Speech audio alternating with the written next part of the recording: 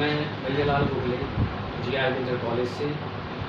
आज हम इंटरमीडिएट के गणित विषय में चैप्टर नंबर 3 यानी कि आज हम चैप्टर नंबर 3 आरपीयू यानी कि मैट्रिक्स के बारे में अध्ययन करेंगे। तो सबसे पहले कुछ बेसिक चीज़ें हम जानेंगे कि मैट्रिक्स आखिर होता क्या है। हम मैट्रिक्स के कुछ प्रकारों के बारे में जानेंगे, ठीक है। तो मैट्रिक्स देखिए, परिभाषा इसकी डेफिनेशन क्या कहती है कि एक आयताकार जो आपकी सारणी होती है, एक आयताकार सारणी, उसमें जब कुछ संख्याओं को आप एक पंक्ति या स्तंभों के रूप में लिखते हैं तो इस प्रकार आपका एक आव्यूह प्राप्त होता है।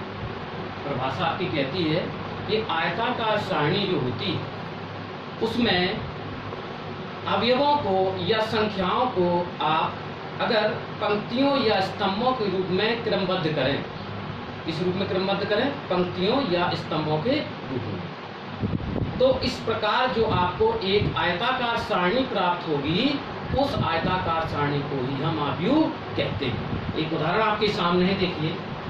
जैसे लिखा हुआ है, एक आयताकार सारणी कैसे बनाई जाती है। सबसे पहले इसको समझें। देखिए, ये दो, एक इस ब्रैकेट से आप परिचित होंगे, एक बड़ा ब्रैकेट है ना।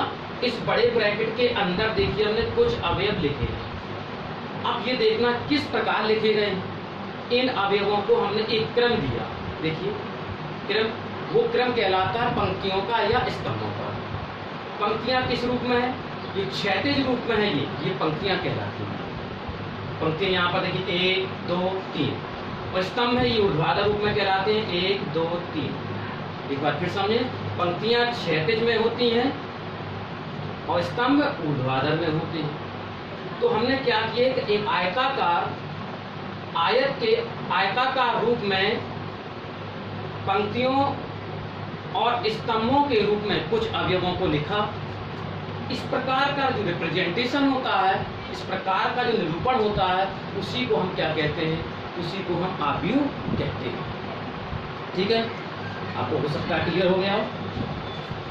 अब हमने कुछ आपको बात अभी बताई कि पंक्तियां क्या है, स्तंभ क्या है। जो क्षैतिज होती हैं वो पंक्तियां होती हैं, नोट में लिखा भी हुआ है, पंक्तियां क्षैतिज होती हैं और स्तंभ ऊर्ध्वाधर होते हैं। जैसे पंक्तियों के बारे में पूछा जाए कि कितनी पंक्ति है, तो आप जवाब देंगे 1 2 3।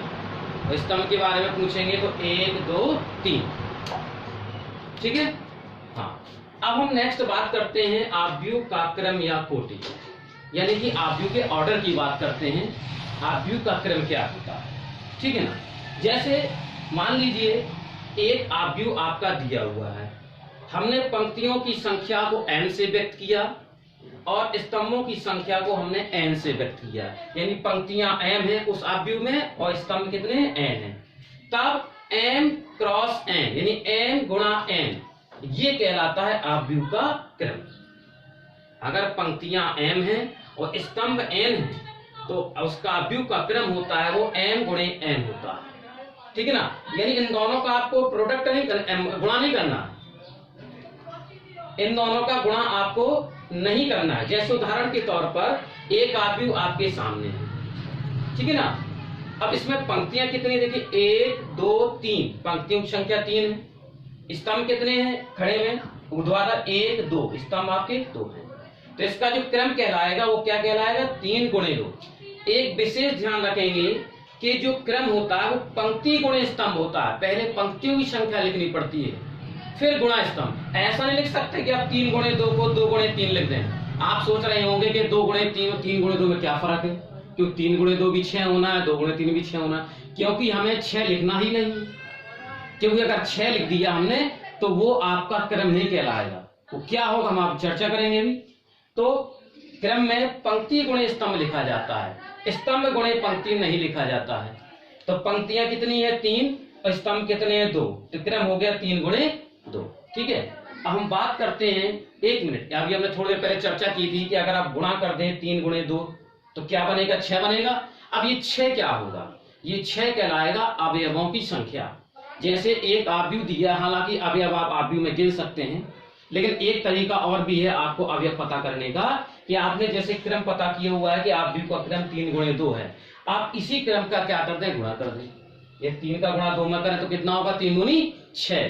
तो 3 दूनी 6 जो आएगा वो क्या होगा, इस आव्यूह के अवयवों की संख्या कहलाएगी। समझ गए?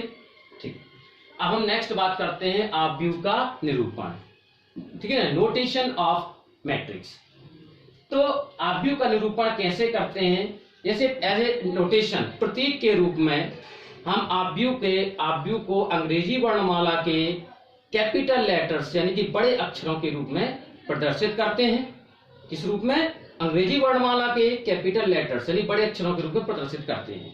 और जो आव्यूह के एलिमेंट्स होते हैं यानी कि उनके तत्व होते हैं यानी उनके जो अवयव होते हैं उनको हम स्मॉल लेटर यानी अंग्रेजी वर्णमाला के छोटे अक्षरों के द्वारा प्रदर्शित करते हैं। ठीक है ना, जैसे हमने ऐसा लिया कि एक आव्यूह m गुणे n क्रम का है, यानी m क्या है, पंक्तियां हैं और n आपके स्तंभ हैं। तो इस आव्यूह को हम अगर कैपिटल लेटर A से शो करें तो कैपिटल A बराबर bracket A I J n cross n, इसको आप समझेंगे।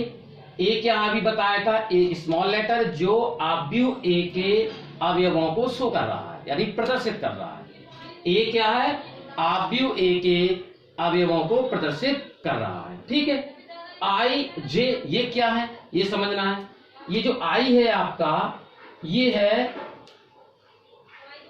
है इस अवयव की पंक्ति, मतलब ये अवयव किस पंक्ति का है, ये उस अवयव की पंक्ति की संख्या को प्रदर्शित करता है। और जे क्या है, जे अवयव के स्तंभ की संख्या को प्रदर्शित करता है। सपोज दैट, जैसे हमने लिख दिया यहाँ पर A और यहाँ लिख दिया 2 और यहाँ लिख दिया हमने 3। जैसे समझिए I की प्लेस पर हमने 2 लिखा है, J की प्लेस पर हमने 3 लिखा है, तो ये बन गया A23। तो A23 का मतलब क्या हुआ कि जो ये अवयव है ये दूसरी पंक्ति, ये I की प्लेस पे लिखा हो तो क्या कहलाएगा, पंक्ति संख्या, और ये स्तंभ की संख्या। ठीक है ना, तो ये अवयव जो कहलाएगा A23 ये दूसरी पंक्ति और तीसरे स्तंभ का अवयव कहलाएगा। इस पंक्ति का दूसरी पंक्ति और तीसरे स्तंभ का अवयव आपका होगा। जैसे एक उदाहरण के तौर पर आपने जैसे ये लिया, जैसे दूसरी पंक्ति, आपको इस समय समझना है कि दूसरी पंक्ति और तीसरे स्तंभ का अवयव कौन है।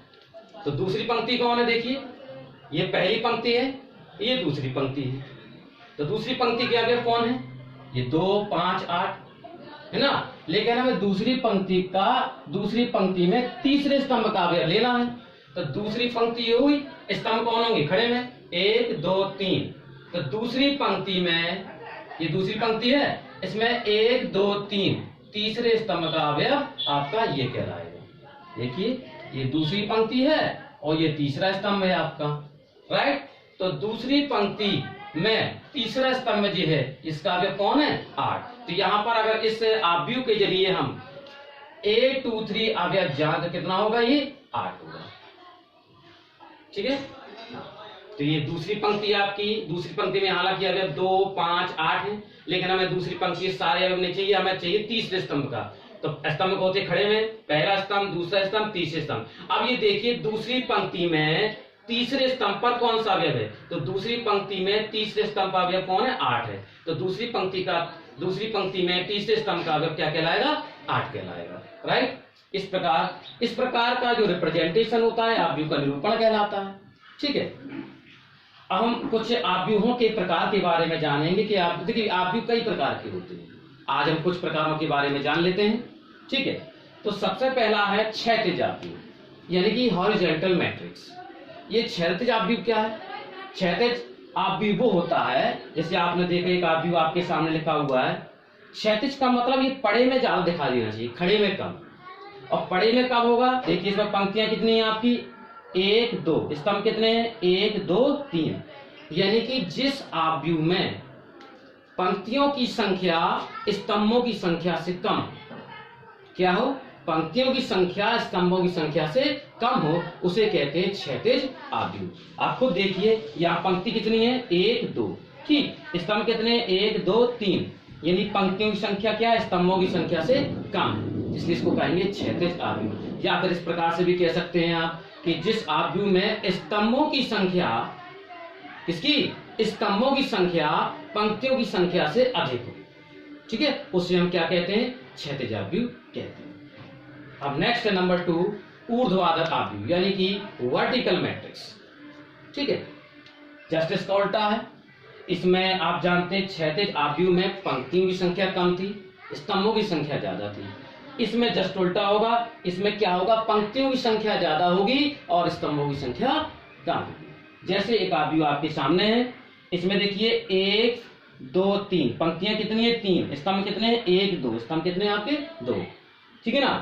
तो इसमें इस आव्यूह में तो आप देख रहे हैं कि पंक्तियों की संख्या अधिक है और स्तंभों की संख्या कम है, इसलिए इसको कहते हैं ऊर्ध्वाधर आव्यूह। ठीक है ना। तो देखिए आव्यूह का कुछ बेस आपने आज पढ़ा। ठीक है ना, आपने जाना कि आव्यूह क्या होता है, इसकी परिभाषा आपने जानी, आव्यूह का निरूपण क्या है, आव्यूह को मतलब किस प्रकार से हम निरूपित कर सकते हैं, आव्यूह के क्रम या कोटि क्या है। ठीक है, हमने कुछ 2 आव्यूहों के प्रकार के बारे में आज जाना। ठीक है, तो आप इनका अध्ययन करें। ठीक है, तो आपको इनके कुछ प्रकारों के बारे में आपको अगली वीडियो में बताया जाएगा। ठीक है, तो मिलते हैं नेक्स्ट वीडियो में आव्यूहों के प्रकारों के साथ। तब तक के लिए धन्यवाद।